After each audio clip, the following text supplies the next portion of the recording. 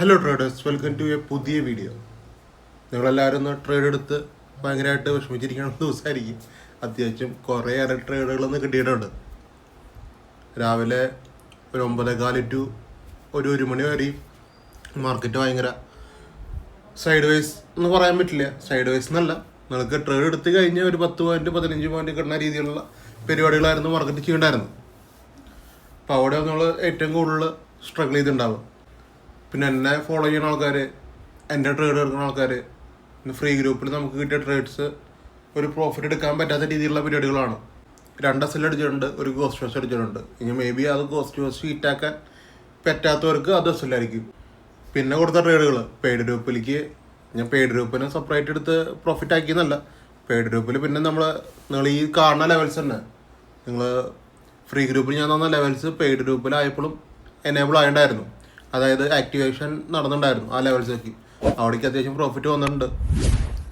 നമുക്ക് ടോട്ടൽ കാര്യങ്ങൾക്കൊക്കെ പോവാം. ഇതാണ് നമ്മുടെ നിഫ്റ്റി ചാർട്ട്. സപ്പോർട്ട് റെസിസ്റ്റൻസ് ഒന്ന് ചെറുതായിട്ടൊന്ന് അഡ്ജസ്റ്റ് ചെയ്തിട്ടുണ്ട്. മാറ്റിയെന്നല്ല, ജസ്റ്റ് ഒന്ന് അഡ്ജസ്റ്റ് ചെയ്ത് വെച്ചിട്ടുണ്ട്. ഇന്നത്തെ പുതിയ സപ്പോർട്ട് റെസിസ്റ്റൻസ് ആണ് ഇതൊക്കെ.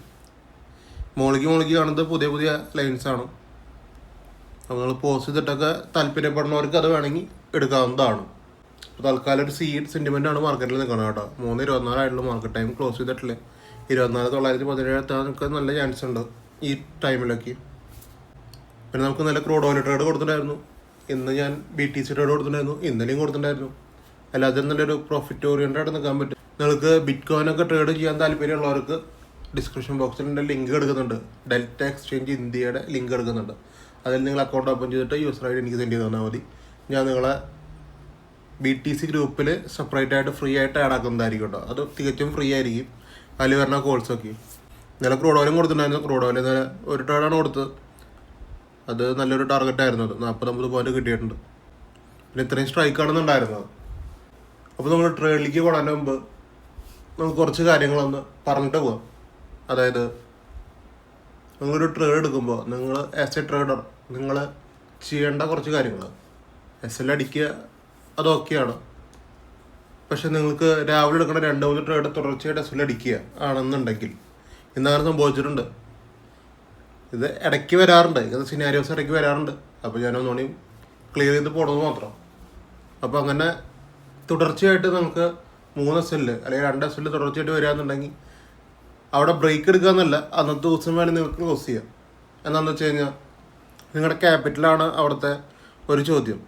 നിങ്ങൾ ചിലപ്പോൾ മേ ബി 10 ലക്ഷം ക്യാപിറ്റലുള്ള ഒരാളായിരിക്കാം, 1 ലക്ഷം ക്യാപിറ്റലുള്ള ആളായിരിക്കാം, 10,000 രൂപ ക്യാപിറ്റലുള്ള ആളായിരിക്കാം.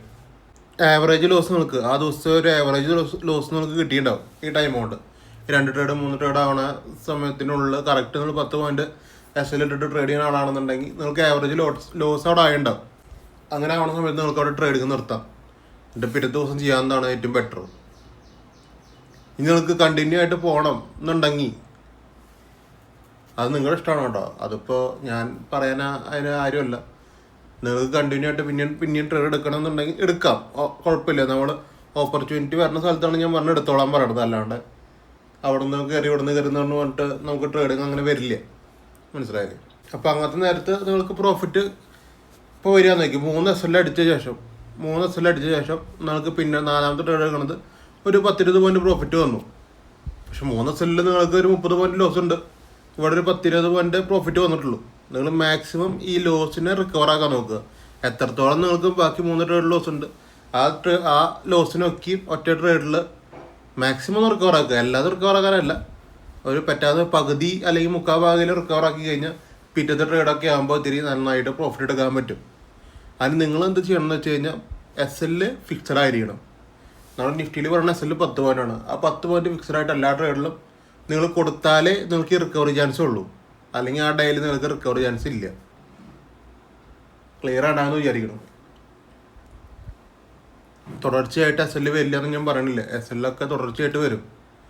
ഇന്ന് രാവിലെ തുടർച്ചയായിട്ട് SL വന്നിട്ടുണ്ടായിരുന്നു. അത് ഫ്രീ ഗ്രൂപ്പിൻ്റെ കാര്യം ഞാൻ പറഞ്ഞത്. പക്ഷെ അങ്ങനെ വിചാരിച്ചിട്ട് കാര്യമില്ല. എന്താണെന്ന് വെച്ച് കഴിഞ്ഞാൽ അത് റയറായിട്ട് സംഭവിക്കുന്ന ഒരു പരിപാടിയാണ്. തുടർച്ചയായിട്ട് അതിന് SL അങ്ങനെ വരാറില്ല. അങ്ങനെ വരുന്ന നേരത്തെ നിങ്ങൾ ഇങ്ങനെയൊക്കെയാണ് ചെയ്ത് പോകേണ്ടത്. ഓവർ ട്രേഡിംഗ് എന്നല്ല, നിങ്ങൾ പാനിക് ട്രേഡിങ്ങിലേക്ക് പോകരുത്, മനസ്സിലായില്ലേ. വെയിറ്റ് ചെയ്യുക, കറക്റ്റ് ഓപ്പർച്യൂണിറ്റി നോക്കുക. ക്യാൻഡിൽസ് അങ്ങോട്ടും ഇങ്ങോട്ടും പോകണ്ടോ നോക്കിയിട്ട് കാര്യമില്ല. നമ്മുടെ ഓപ്പർച്യൂണിറ്റി വന്നാലാണ് ട്രേഡ് ചെയ്യേണ്ട കാര്യമുള്ളൂ. അതുവരെ വെയിറ്റ് ചെയ്യുക. ഇപ്പോൾ ഈ 24,650 ആണത്. 24,650 ഫസ്റ്റ് ട്രേഡ് SL ആണ്, രണ്ടാമത്തെ ട്രേഡ് 20 പോയിൻ്റാണ്. അപ്പോൾ ഇതിൻ്റെ ഇടയിൽ ആക്ടിവേഷനാണ് കേട്ടോ. 24,650 ഫസ്റ്റ് ട്രേഡ് ആക്ടിവേറ്റ് ആയി SL അടിച്ച ശേഷം ആക്ടിവേറ്റ് ആയിരുന്നു. അവിടെയും ഒരു SL കിട്ടിയ ശേഷമാണ് മൂന്നാമത്തെ ട്രേഡ് വരുന്നത്. മനസ്സിലായില്ലേ? അങ്ങനെയാണ് ഇതിൽ 20 പോയിന്റ് വരുന്നത്. അപ്പോൾ അത്രയും ദൂരം നിങ്ങൾ കറക്റ്റായിട്ട് പോയാലാണ് നിങ്ങൾക്ക് ഈ പ്രോഫിറ്റ് എടുക്കാൻ പറ്റുള്ളൂ. സീരിയസ്ലി ഞാൻ അതാണ് ഉദ്ദേശിക്കുന്നത്. 24,650 ഫസ്റ്റ് ട്രേഡ് SL, രണ്ടാമത്തെ ട്രേഡ് 20 പോയിൻ്റാണ്. ഞാൻ പ്രോഫിറ്റ് പറഞ്ഞ് പോകുന്നുണ്ടെങ്കിലും ഇത് എടുക്കുന്ന ടൈമുകൾ വ്യത്യാസം ഉണ്ടാവും. അതാണ് നിങ്ങൾ മനസ്സിലാക്കേണ്ടത് കേട്ടോ. എത്രത്തോളം നിങ്ങൾക്ക് ഇരിക്കാൻ പറ്റും എന്നുള്ള ചോദ്യമാണ് അവിടെ. ഇത് 50,800 ആണ് ഫസ്റ്റ് ട്രേഡ്. നമുക്കൊരു 40 പോയിൻ്റാണ് SL. സെൻസസിൽ 40 പോയിൻ്റാണ് SL വരിക. അതിൽ 20 പോയിൻ്റ് ഫസ്റ്റ് ട്രേഡിൽ 10 മിനിറ്റിൽ കൊടുക്കേണ്ടതായിട്ടുള്ള ആവശ്യമുണ്ട്. SL ആയിട്ട് കൊടുക്കേണ്ട ആവശ്യമുണ്ട്. അവിടെ എക്സിറ്റ് അടിച്ച് പോകാൻ വേണ്ടിയിട്ടാണ് ഞാൻ പറഞ്ഞത് ഞാൻ. അപ്പോൾ 20 പോയിൻ്റ് അവിടെ പോകും. പിന്നെ റിട്ടേൺ കയറുമ്പോൾ ഇവിടെ ഒരു 90 പോയിൻ്റ് 98 പോയിൻ്റ് കിട്ടിയിട്ടുണ്ട്.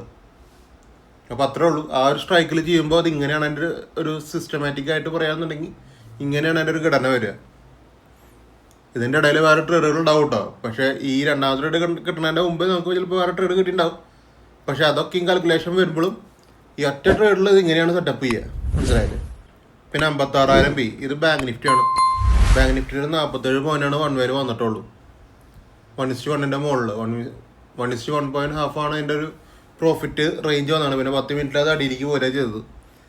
അവിടെ ബുക്ക് ചെയ്യണമെന്നല്ല, നമ്മൾ കോസ്റ്റ് ഇടാതെ നമുക്ക് കോസ്റ്റ് പോകും. അത്രേ ഉള്ളൂ കാര്യം. മനസ്സിലായാലും അല്ലെങ്കിൽ അവിടെ ബുക്ക് ചെയ്യാൻ പറ്റും. ഈ ഒറ്റ ട്രേഡാണ് 56,000 കിട്ടിയിട്ടുള്ളൂ. പിന്നെ 24,700 പിന്നെയാണ് നമ്മൾ സിയിലേക്ക് പോണത്. സിയിൽ നമുക്ക് കാണുന്ന പോലെ 5 ട്രേഡ് കിട്ടിയിട്ടുണ്ട്. അഞ്ചാമത്തെ ട്രേഡ് 40 പോയിൻ്റാണ്. അതവിടെ ഇരിക്കട്ടെ. ഫസ്റ്റ് ട്രേഡ് ഉണ്ട് അവിടെ. ഫസ്റ്റ് ട്രേഡ് ഒരു SL ആണ് ഹിറ്റായിക്കണത്. രണ്ടാമത്തെ ട്രേഡ് ഒരു കോസ്റ്റ് ഹിറ്റായി. മനസ്സിലായില്ലേ? ഇത് രണ്ടാമത്തെ ട്രേഡ് കോസ്റ്റ് ആണ്. പിന്നെ മൂന്നാമത്തെ ട്രേഡും കോസ്റ്റ് ആണ്. നാലാമത്തെ ട്രേഡ് കണ്ടിന്യൂ ട്രേഡാണ്. ബേസിക്കലി നാലാമത്തെ ട്രേഡ് ഒരു കോസ്റ്റ് ഹിറ്റായ ശേഷം കണ്ടിന്യൂ ആയിട്ട് മുകളിലേക്ക് പോയിക്കാണ്. ഇത് ഹോൾഡ് ചെയ്യാറുണ്ടെങ്കിൽ പറഞ്ഞ പ്രശ്നങ്ങളില്ല. ഇങ്ങനെ ഹോൾഡ് ചെയ്ത് പോയി കഴിഞ്ഞാൽ 50 പോയിൻ്റ് 100 പോയിൻ്റ് എന്നൊക്കെ പറഞ്ഞിട്ട് നമുക്ക് ഇരിക്കാം. പക്ഷെ അങ്ങനെ ചെയ്യുമ്പോൾ നടക്കില്ല കാര്യങ്ങൾ. എന്താണെന്ന് വെച്ചാൽ നിങ്ങൾ അത് ശീലിക്കും ആ പരിപാടി.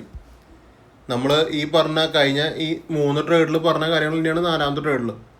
10 മിനിറ്റ് ഹോൾഡ് ചെയ്തു, അവിടെ പ്രോഫിറ്റ് കിട്ടണില്ല, പിന്നെ അത് കോസ്റ്റ് അടിക്കുക. അതിലുള്ള കാര്യം ഹോൾഡ് ചെയ്യാൻ പറ്റുന്നവർക്ക് മാത്രമേ ഉള്ളൂ ഈ സംഭവം ഹോൾഡ് ചെയ്തിട്ട് കാര്യമുള്ളൂ. അങ്ങനത്തെ ഒരു മൈൻഡ് സെറ്റ് ഉള്ളവർ. അല്ലെങ്കിൽ 10 മിനിറ്റിൻ്റെ ഘടനയിൽ ഫിക്സഡ് ആയ ആൾക്കാർക്ക് അത് ഒന്നും ചെയ്യാൻ പറ്റില്ല. അത് 10 മിനിറ്റിൽ എക്സിറ്റ് അടിച്ച് പോകും.